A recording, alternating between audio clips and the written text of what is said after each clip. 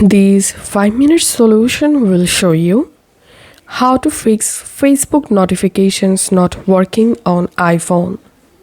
If you're not receiving any notifications from your Facebook app, follow these easy solutions to fix this error.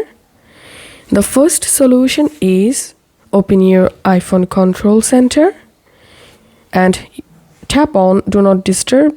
If it's enabled, you have to disable Do Not Disturb mode. And you have to also disable silent mode.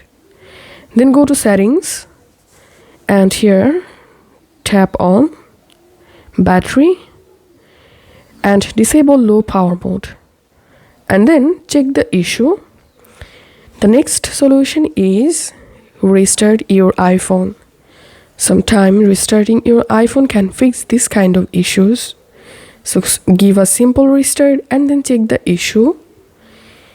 The third solution is turn on notifications for your Facebook.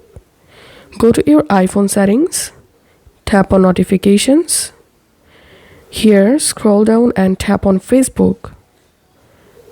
Make sure to toggle this switch next to allow notification to turn on Facebook notifications, and then check the issue. The next solution is update your Facebook app. Go to your App Store and here search for Facebook.